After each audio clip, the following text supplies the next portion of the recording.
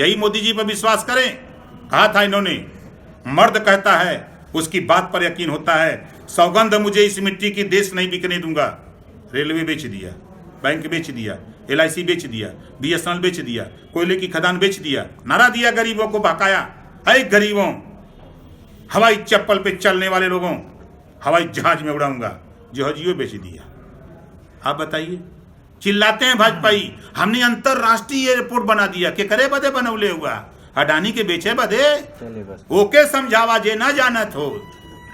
वाराणसी पहुंचे सुभासपा के राष्ट्रीय अध्यक्ष ओम प्रकाश राजभर ने बीजेपी सरकार पर जमकर निशाना साधा।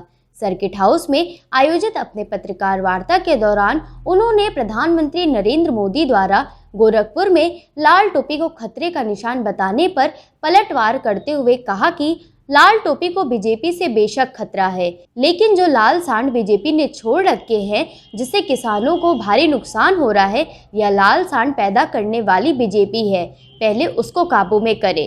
उन्होंने अपने वार्ता में आगे युवाओं के ऊपर दिल्ली में लाठीचार्ज हुई उसकी निंदा करते हुए भी बीजेपी सरकार पर पलटवार किया। मुख्यमंत्री बनते हैं अखिलेश अगर, तो डिप्टी CM के बारे में आपकी चर्चा चल रही है, ऐसी कोई बात हुई है क्या आपकी? अच्छा ये बताइए, आपके कोई बनावट न बन गया? तो मतलब ये है कि आपकी मंशा है? नहीं, हमारी मंशा नहीं। हम तो बनना चाहते हैं। ऐसे में हम आपको बना देंगे। आपके समर्थक भी चाहते हैं, नहीं, हमारे वाले चाहते हैं, आप जिन पार्टियों के साथ में समझौता कर रहे हैं वो सब चाहते हैं कि उत्तर प्रदेश में अखिलेश की सरकार बनती है तो डिप्टी CM ओम प्रकाश राजभर हो। नहीं, ओम प्रकाश राजभर डिप्टी CM की लड़ाई नहीं लड़ते हैं। हम फिर कह रहा हूं, हम सामाजिक न्याय समिति की रिपोर्ट, जातिवार जनगणना, घरेलू बिजली का बिल माफ करने, एक समान अनिवार्य शिक्षा और गरीबों का इलाज फ्री, यही हमारी सबसे बड़ी सीट होगी, यही हमारी जीत होगी, यही हमारे मुद्दे होंगे। इन्हीं बिंदुओं पर हम समझौता किए। अगर बनाया जाएगा तो क्या आप नहीं बनेंगे? अब पहले सरकार बना लें, जब टाइम आएगा तो आप लोगों को बुलाएंगे, तब पूछेंगे कि अब क्या किया जाए।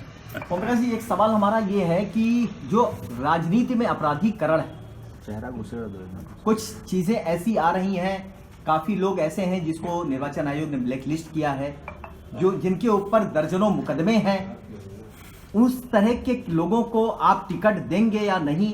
किस तरह से, जैसे बात तो आप हमेशा करते हैं दलित पिछड़ों की, स्वच्छ राजनीति की, तो इस पर आपका एजेंडा क्या होगा आगे विधानसभा चुनाव? देखिए, चुनाव आयोग अगर अंकुश लगा दे तो कोई चुनाव नहीं लड़ेगा। सवाल इस बात का है कि किसी को हम अपराधी नहीं कह सकते। अपराध पंजीकृत हो सकता है, जब तक वो सिद्ध न हो न्यायालय से तब तक आप कैसे कह दें कि अपराधी हैं? इसी में लोग बच रहे हैं और लड़ रहे हैं, जीत रहे हैं, जा रहे हैं। 100 से ज्यादा तो विधानसभा में लखनऊ में हैं, 250 से ज्यादा दिल्ली में बैठे हुए लोग हैं। तो जब सदन में अपराधी जाकर के बैठे हैं तो कानून पास हो देंगे।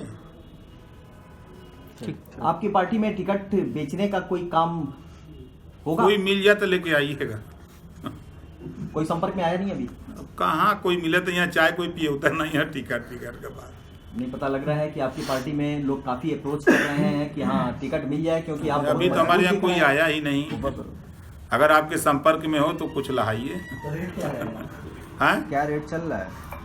हमारे यहाँ रेट यही है कि वो टिकाऊ हो, बिकाऊ न हो और पार्टी का नेता हो, लंबे समय तक पार्टी की विचारधारा को समाज में फैलाया हो, वही व्यक्ति हमारे यहाँ चुनाव लड़ सकता है। लेकिन राजभर जी, पैसा तो वही देता है जो दल बदलू होता है, कभी यहाँ जाएगा कभी वहाँ जाएगा। इस समय ओम प्रकाश जी को मजबूत देख रहा है तो आपके पास आ जाएगा। ओम प्रकाश के यहाँ वैसा नेता नहीं है। ओम प्रकाश राजभर, पैसा कमाना होता तो मंत्री पद नहीं छोड़ता। हम भी रुमाल लेके जूता रगड़ते रहते वहीं, पैसा कमाते।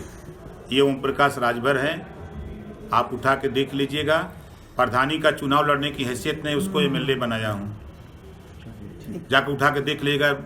आपके जखनिया के विधायक हैं त्रिवेणी राम, पूछ लीजिएगा, पैसा दे करके उसको चुनाव लड़ाया हूँ, पूछ लीजिएगा। लेकिन आप ही के विधायक पे तो गंभीर आरोप लगे हैं। यहाँ वाराणसी के जिला मुख्यालय पे बहुत देर तक लोगों ने धरना प्रदर्शन भी किया, बाल भी मुड़वाया, बाजू में बैठे भी हैं, आपके बगल में बैठे भी हैं। ऐसा है ना, इस देश में कुछ ऐसे जीव हैं जिनको कोई काम नहीं है तो कचहरी पर आके अपन बरवे बनवाते हैं, वही बैनर लगा के धरना देते हैं। याद है आपको कि मुंडन कराया था सबों ने? अरे हम खूब जानते हैं, ये वो लोग हैं, ये भारतीय जनता पार्टी के लोग हैं।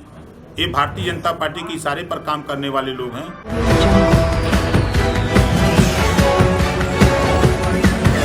Audio Jungle.